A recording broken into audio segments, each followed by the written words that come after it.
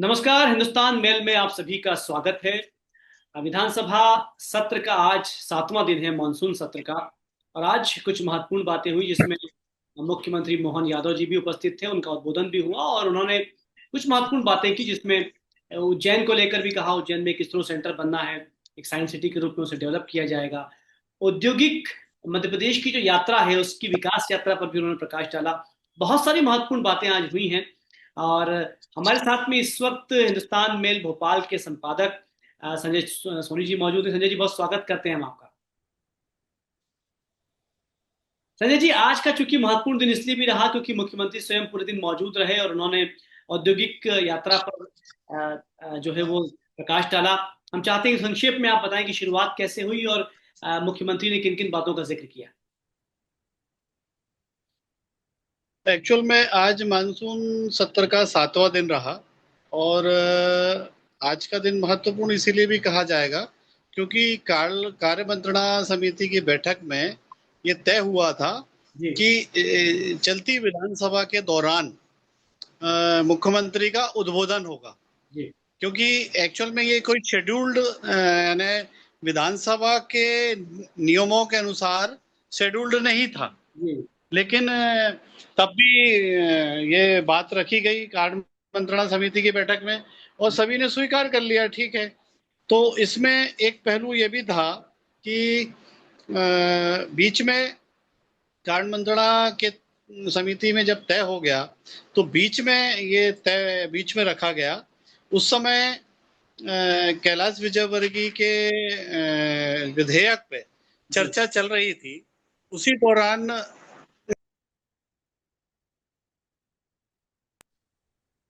उसी दौरान सीएम का उद्बोधन हुआ।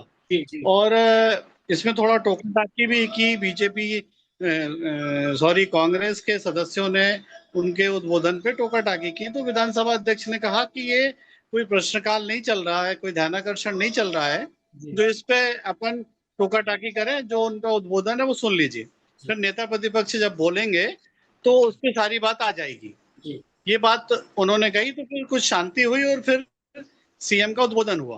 जी। तो सुबह मोहन का यादव जी, प्रश्नकाल पूरा हुआ। सीएम ने संजय, सीएम साहब ने जो है वो कुछ महत्वपूर्ण बातें की हैं। उसमें मेट्रोपॉलिटन सिटी को लेकर भी उन्होंने एक जिक्र किया है। वो क्या था उसमें? औद्योगिक मेट्रोपॉलिटन में औद्योगिक बेल्ट बनाने की बात भी उन्होंने कही। एक्चुअल में अभी क्या हो रहा था कि जो मेट्रो सिटी है जी। उसमें इंदौर है, भोपाल है, ग्वालियर है, जबलपुर है। ये जी। मेट्रो सिटी की संज्ञा के अनुसार जी। नाम आता है उनका। लेकिन अब मेट्रोपॉलिटन सिटी की बात हो रही है, जी। जो मध्य प्रदेश के मुख्यमंत्री काफी दिनों से कह रहे हैं जी। और इसका अनाउंसमेंट भी हो चुका है। लेकिन सदन में इसका जिक्र हुआ और जब उन्होंने अपने औद्योगिक स्पीच, एक्चुअल में जब विधानसभा अध्यक्ष ने कहा कि सीएम अपना उद्बोधन जो उन्होंने जो औद्योगिक संरचना मध्य प्रदेश में बनाई है जी। उसको लेकर देना चाहते हैं। तो उस बीच में एक्चुअल में पहले उन्होंने अपना उद्बोधन उद्योग के क्षेत्र में और निवेश के क्षेत्र में जो उन्होंने किया है जी। वो सारा जिक्र किया। लेकिन फिर अचानक उन्होंने ये मेट्रोपॉलिटन सिटी की भी बात की, क्योंकि वो पहले भी कह चुके थे, आज भी उन्होंने कहा है जी। कि हम एक ऐसा प्लान बना रहे हैं जी। कि अब भोपाल जी। और इंदौर ये दोनों मेट्रोपॉलिटन सिटी से यानी करेंगे हम, और उसके आसपास की जितने शहर हैं हम जी। उसको जोड़ के जी। एक मेट्रोपॉलिटन सिटी बनाने की जो जी। सरकार की मंशा है उसका भी उन्होंने जिक्र किया। जी। और उन्होंने बताया भी कि कैसे इसको बढ़ोतरी होगी। उसमें उन्होंने उद्योग की बातें भी रखी कि जी। कैसे उसका लाभ होगा। मेट्रोपॉलिटन सिटी बनेगी तो उद्योगों को लाभ होगा, उद्योग आएंगे तो मेट्रोपॉलिटन सिटी को लाभ होगा। ये भी उन्होंने अपने अपने भाषण में कहा। जी। उज्जैन को लेकर भी संजय जी उन्होंने जी। महत्वपूर्ण बातें की हैं। इसरो सेंटर की बात कही है, साइंस सिटी की बात कही है। अपने आप में दो महत्वपूर्ण बात उन्होंने कही है आज। हाँ। और इन्होंने जिक्र इसलिए भी कहा, उन्होंने जब संभाग स्तरीय पे इंडस्ट्रियल कॉन्क्लेव हुई थी तो वो शुरुआत उसकी उज्जैन से हुई थी। जी। तो उज्जैन से हुई तो उन्होंने उज्जैन के डेवलपमेंट की भी बात कही।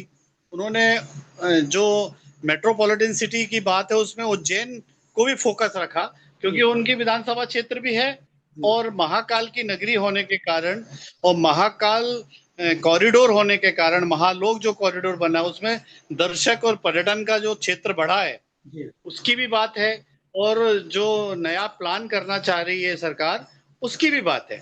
तो दोनों बातों को जिक्र करके उन्होंने कहा है कि हम उज्जैन को भी एक नए स्तर पे ले जाना चाहते हैं, विकास के पायदान पे बढ़ाना चाहते हैं। और आपको पता ही होगा कि अभी सिंगस्त आने वाला है, तो सिंगस्त को लेके भी उज्जैन वैसे ही महत्वपूर्ण है। अभी 6 लेन इंदौर से उज्जैन 6 लेन सड़क बन रही है, उसकी भी बात है। ऐसे बहुत सारे डेवलपमेंट की बात है, और खास तौर से उनका फोकस औद्योगिक क्षेत्र में जो सरकार कर रही है, रोजगार बढ़ाने के क्षेत्र में जो सरकार कर रही है, वो बातें भी उन्होंने बताई। जी। तो निश्चित रूप से आज के इस सत्र में ये महत्वपूर्ण बातें रही कि उन्होंने उज्जैन उज्जैन में इसरो सेंटर की बात कही, साइंस सिटी की बात कही, औद्योगिक जो है वो विकास यात्रा की उन्होंने बात कही, और इंडस्ट्रियल बेल्ट बनाने की बात भी कही। क्या इसमें कुछ बहुत स्पेसिफिक बात भी हुई है इंडस्ट्रियल बेल्ट को लेकर, संजय जी? आपने क्या कहा, थोड़ा फिर से कह दे। संजय जी, इंडस्ट्रियल जब बेल्ट की बात वो कर रहे हैं मेट्रोपॉलिटन को, तो क्या कोई स्पेसिफिक बात भी उन्होंने कही है इसके इसके इतर में, इसके अलावा? उनका उनका जोर ये भी था कि निवेश तो हम ला ही रहे हैं। जी। निवेश क्योंकि हमारा जो इंडस्ट्रियल एरिया है, जैसे इंदौर में है, भोपाल में है, उज्जैन में है, देवास में है, तो उन्होंने कहा कि इन जगहों पे अब इंडस्ट्रियलिस्ट खुद, और खास तौर से जो हमने संभाग स्तरीय कॉन्क्लेव की, तो बोले इस पे बड़े बड़े उद्योगपतियों का रुझान बढ़ा है।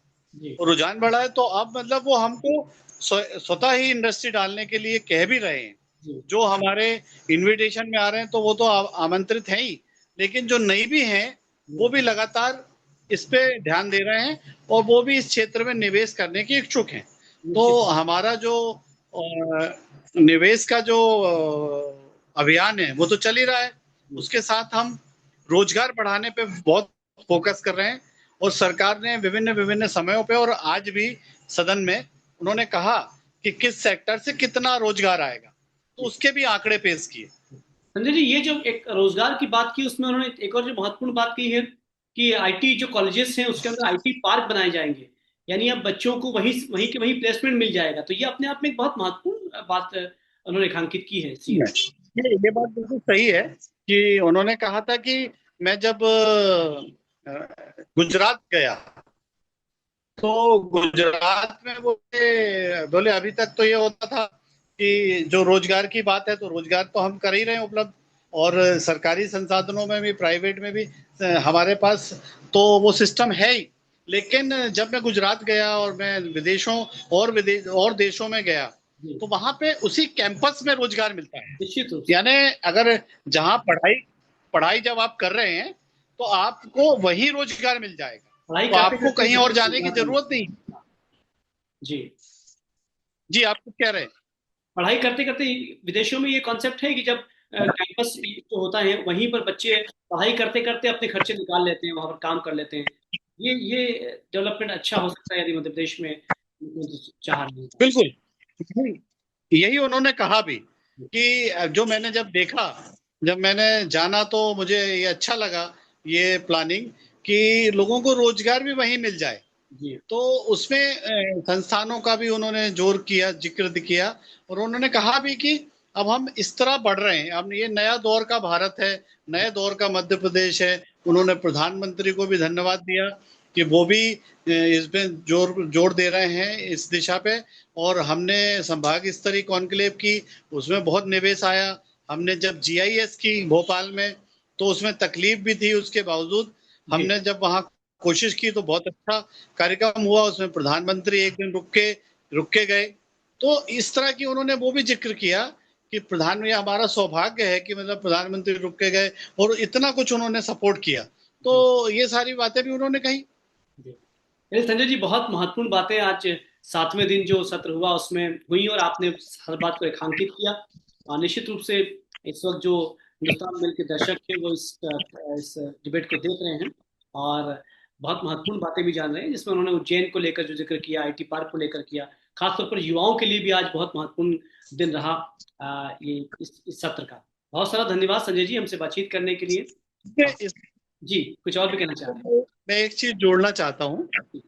हाँ बिल्कुल, थोड़ी सी बात और रह गई है, क्योंकि जहां सत्ता पक्ष की बात है, थोड़ी विपक्ष की बात भी आनी चाहिए। तो बिल्कुल। इसमें विपक्ष की बात ये थी कि जब अमित सिंघार ने इस विषय पे अपनी बात रखी, तो उन्होंने सरकार से पूछा कि आप ये सब कागजों की बात क्यों कर रहे हैं। सरकार को अगर आपने कहा ठीक है, हम धन्यवाद करते हैं कि जब आप इतनी बातें बता रहे हैं, तो ऐसा अगर होता है तो हम इसके लिए धन्यवाद करते हैं, लेकिन ये सब धरातल में आए।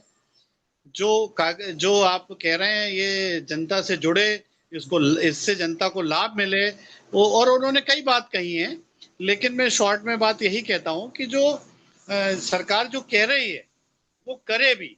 जी, अगर सामने हो। इंडस्ट्री आ रही तो रोजगार मिले, बिल्कुल। तो उसके आंकड़े सही तरह से पेश किए, जी ये जी, भी उन्होंने कहा। ये अच्छी बात है। विपक्ष का काम यही होता है, देखिए कि मुख्यमंत्री जब बोल रहे हैं तो वो बताएं कि भाई सामने एक ब्लूप्रिंट भी हो। ठीक है, जो घोषणाएं हैं वो भविष्य की हैं, लेकिन प्रदेश की जनता के सामने वो ब्लूप्रिंट आए कि आप किस टाइम लिमिट में आप काम करेंगे। बहुत महत्वपूर्ण बात विपक्ष ने भी की है। बहरहाल संजय जी, बहुत शुक्रिया हमसे बातचीत करने के लिए। बहुत महत्वपूर्ण बातों का जिक्र आपने किया, धन्यवाद। आप देखते रहिए हिंदुस्तान में।